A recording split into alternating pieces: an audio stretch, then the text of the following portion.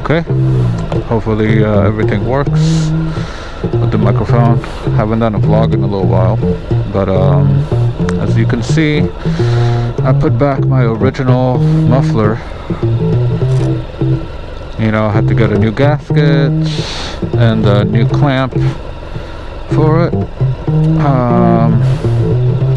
I went with OEM with Honda, and rewired the flap to the servo motor, so it works just like it did, you know, originally, but it still has the tune from some Steve. So I figured I'll do another vlog and see. This can be kind of long term, because when I got the bike it had just below 24,000 miles, so 4,500 miles in.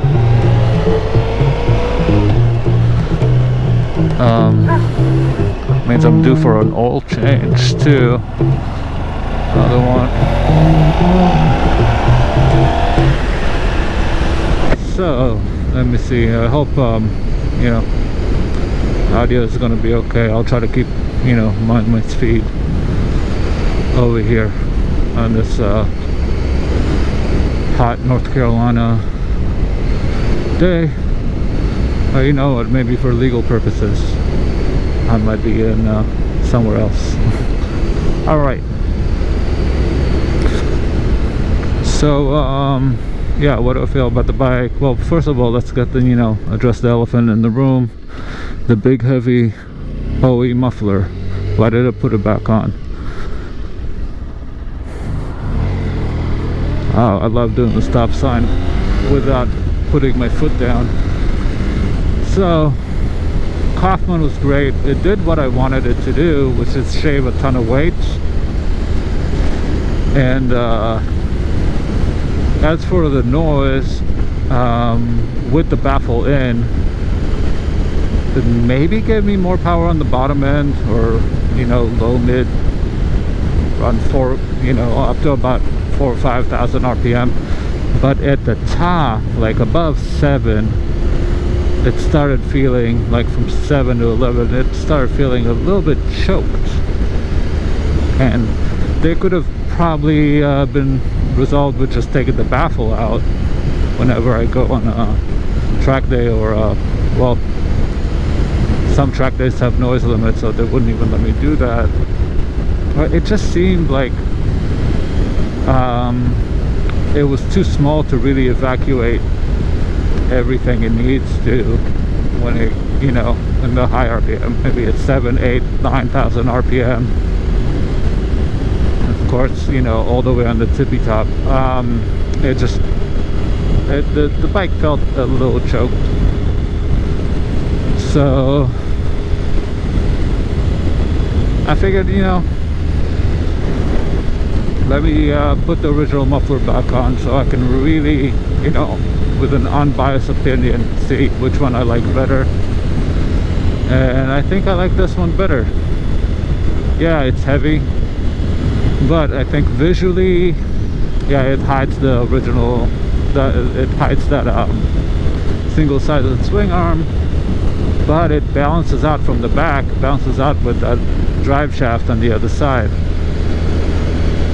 So yes, it weighs a lot, but it weighs, I don't know if it distributes the weight left and right better when I have that weight on the right side, to oppose the drive shaft being on the left side. And yeah, you can hear it's nice and quiet right now. When I hit 6,000 or 5.5, the servo opens the big part of the muffler, and the bike breathes like it should. You know, I feel like the tune works better with this setup. And overall, what do I think about the bike in general?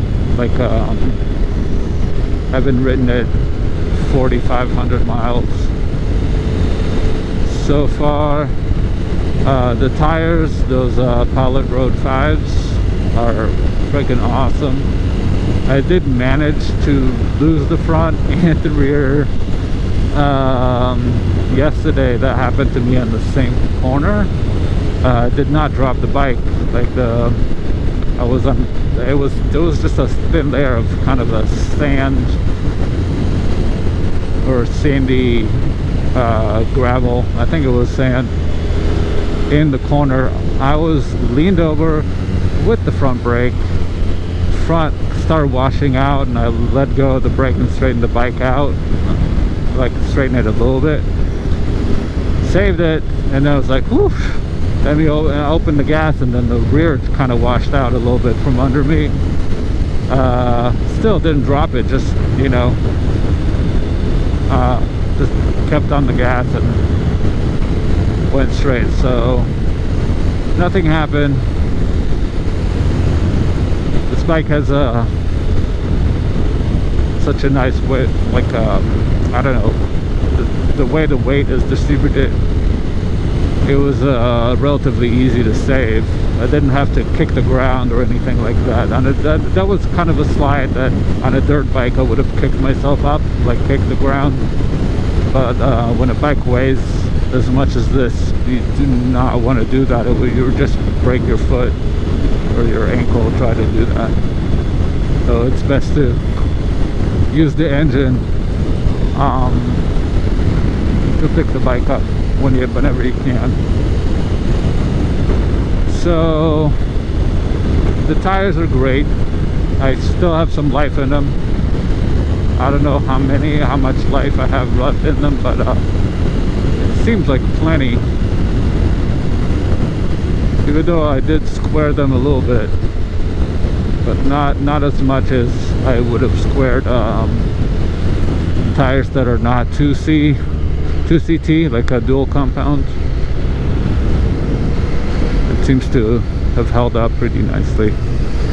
The brakes, did not do a vlog post about it, but I changed the rear disc, and I put new pads all around, and bled the brakes. I bled the front. The rear seemed new, it looked like new. But the reason I changed the rear rotor because it was below, well, it was just getting into the lowest spec. It was 5.2 mil thick, so I got an EBS rotor, and the pads I got EBS, not EBS, I'm sorry, EBC rotor and EBC pads all around. It's a little pricey, but I know that EBC is a reputable company. So, and those new ones are those HH centered brakes. So I don't know what was in there beforehand, but I don't feel that much of a difference. So it might have been EBC already there. The reason I changed both of the fronts, even though one side was not worn, barely worn, the other side was worn completely, and I'm talking about the front. So I think pistons were seized on one of my calipers, so I cleaned it the best I could, and I'm going to be riding like that and check it periodically. And if I see the problem persists, right now it looks like I'm using both sides, like both calipers are working, but I'm going to be checking on it. And at some point in the future I'll do a rebuild. I'll take the caliper all the way off and change the O-rings. I'll, you know, buff the pistons completely clean, get rid of all that brake dust that is gooping up the pistons.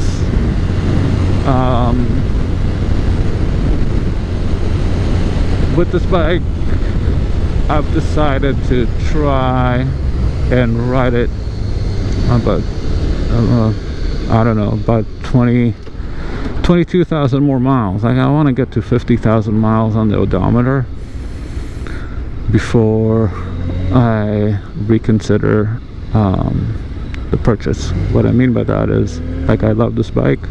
Sometimes I still get this, you know, shoulda coulda. I'll look sideways at an Aprilia 210 V4, not the factory but the standard one, the new ones that came out. Or there's a few bikes here and there that I was like, oh, they look great. But I also don't want to go down this rabbit hole of newest, latest tech type of thing. Problem that I see with those really tech heavy motorcycles, like the new stuff with the 6-axis IMU and the cornering ABS and cornering lights and adaptive this and digital that. It's kind of like with computers, I don't know, or phones, when every time something comes out it's the latest and greatest and so much better than before, but as soon as something new comes up, the new version of it, the old one becomes, the one you just got a year ago becomes obsolete. All of a sudden you have old tech. And when you have something that isn't even a part of that tech race, like this bike, or mid 2000s, like a whatever, like a K5 Gixxer, or I don't know, you know, with that generation of motorcycles from the early 2000s, still it's fuel injected, and they have might have ABS, might not, but for the most part they're not a part of that arm race of latest and greatest gravel, latest and greatest technology. And that means that they're not as out, like, you don't buy a bike and within a year or sometimes a matter of months, all of a sudden that whole investment becomes obsolete. Like, if you're paying that extra money to have the latest and greatest, and that's like it's a tax, it's a luxury tax, you know what I mean? So I don't as much as they appeal to me. Let's slow down over here.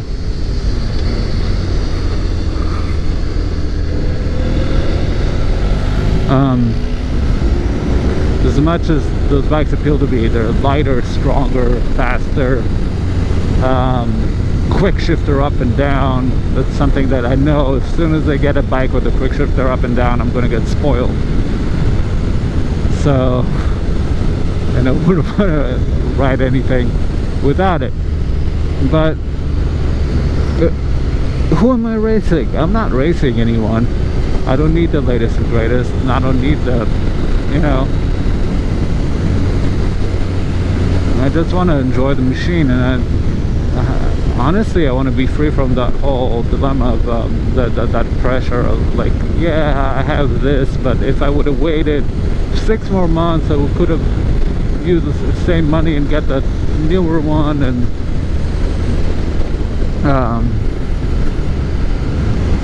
so what I decided to do is ride this and do my best to maintain this bike nicely and get to 50,000 miles on the odometer, which I'm a long way from. But every trip that I can take on it, and, you know, going to work and back, I have a very long commute. When I get to 50, here's the deal. If I decide to keep this bike, I'm going to do a major overhaul to it, meaning engine off the frame, like valve clearances, new plugs, new whatever I can, everything on it. I'm going to fix that 6th gear. So, you know, we have to take the engine off the frame to be able to open the motor out and see if it's just shift fork, or if I have to get a whole, like a set of sprockets also.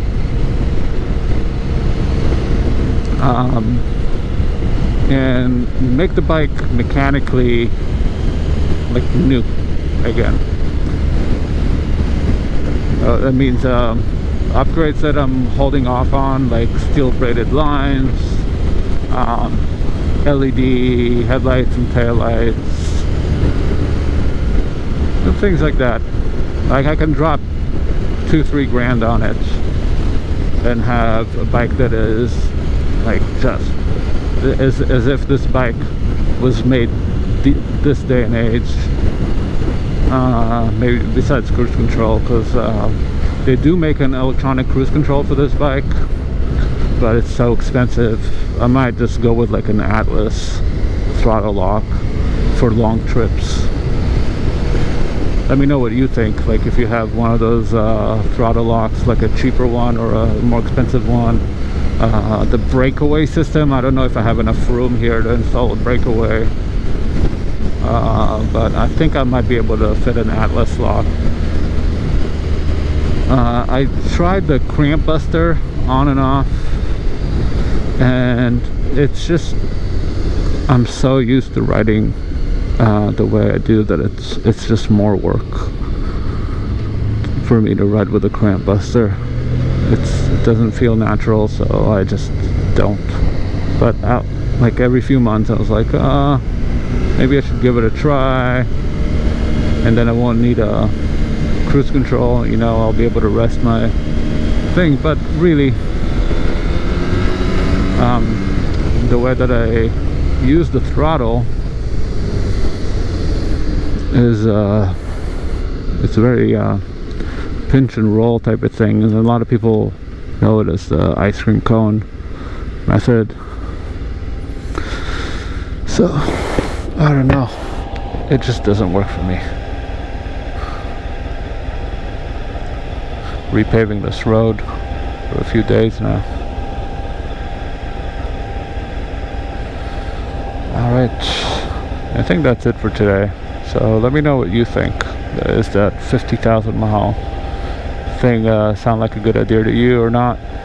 Because I guess by the time I get there, it might take me, you know, a few years. By the time I get there, the latest crop would be, you know, the latest and greatest would be completely different.